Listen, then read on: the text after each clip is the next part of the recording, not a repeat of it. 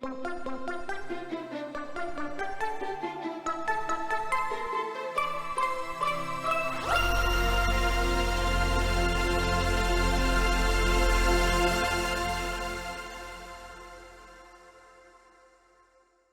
morning, everyone, and thanks very much for the opportunity to present the safety data in infants who were enrolled in the MTN 042 DELIVER study.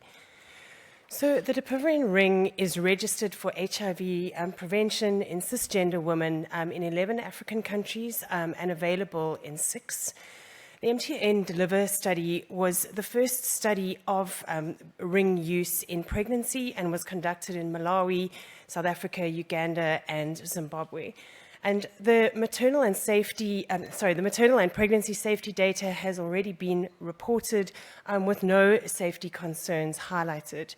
And here we report infant birth and safety outcomes in infants who were exposed in utero to the ring or oral Truvada emtricitabine oral PrEP. So a brief summary of the MTN 042 study design. Essentially, it was a gestational age de-escalating study. So we initially in cohort 1 enrolled cisgender pregnant women who were 36 plus weeks. The second cohort enrolled women who were 30 to 35 weeks gestation. And then the third cohort, women who were 12 to 29 weeks gestation. The first 2 cohorts were randomized 2-to-1, Dapivirine ring to oral PrEP, and the last 4-to-1 oral, Dapivirine ring to oral PrEP. After each cohort was completed with obviously enrollment and then delivery, there was a safety review before the cohort then moved on to the next cohort. Infant visits were conducted before 2 weeks, at 6 weeks, and then at 6 and 12 months. Birth outcomes, serious adverse events, grade 3 or greater adverse events, growth parameters, and then infant development screening using the ages and stages questionnaire was evaluated. And we included data up to 12 months for cohorts 1, 2, and 3. A study geneticist independently verified all the reported congenital anomalies. We had a stakeholder engagement meeting during protocol development, and at that stage we had actually expected, well, we had proposed following infants up to 6 months. However, the stakeholders suggested that we followed up to 12 months, which was then implemented in the protocol. And so to evaluate the added value by the longer follow-up, we also assessed the proportion of new onset adverse events at up to and including 6 weeks, 6 weeks to 12 months, and then between 6 months and 12 months. So the study was conducted in 4 sub-Saharan African countries, in Blantyre, Malawi, Johannesburg, South Africa, Kampala, Uganda, and Harare, Zimbabwe. In the study, we had almost all infants enrolled in the infant cohort, mothers who were obviously enrolled in the MTN 042 study. We actually had good retention up to 12 months, and you can see the reasons there for incomplete study visits in the infants. We had a total of 546 evaluable infants who had varying exposures. So in cohort 1, obviously with a shorter period of exposure, 3.5 weeks, cohort 2, 9.1 weeks, and then in cohort 3, 16 weeks of product exposure.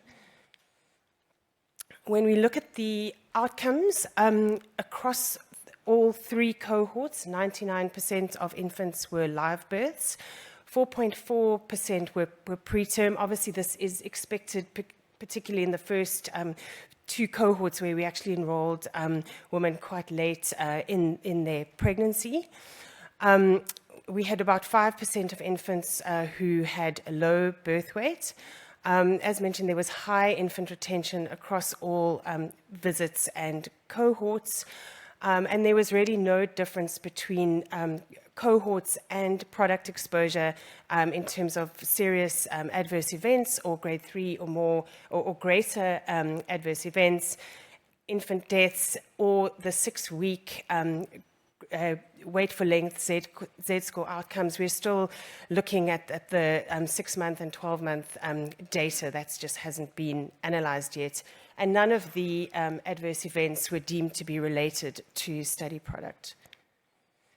When we looked at the new onset events by study visit, we really saw that the greatest proportion of adverse events occurred up to and including 6 weeks postpartum, with lower amounts of new adverse events between the other 2 time periods.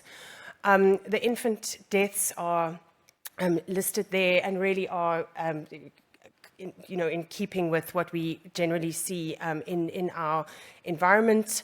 The congenital anomalies were all reviewed by a study geneticist, and most of the congenital anomalies were diagnosed by 6 months.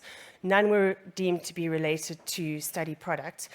Just to highlight that really most of the adverse events were really related to normal childhood diseases or infections that we would expect, so respiratory tract infections, gastro, skin conditions. And again, none considered to be related to study product.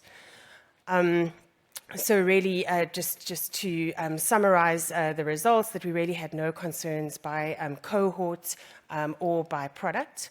The developmental milestones, which were assessed at 6 and 12 months, were in the typical developmental range for almost all children in all cohorts across both products. And again, just to highlight that most of the adverse events really happened up to and including that 6-week visit. So in conclusion, through 6 and 12 months of follow-up, no safety concerns were observed in infants following the use of maternal ring or oral PrEP. Combined with the maternal safety findings throughout pregnancy, the study really supports the use of ring and oral PrEP by pregnant individuals to prevent HIV.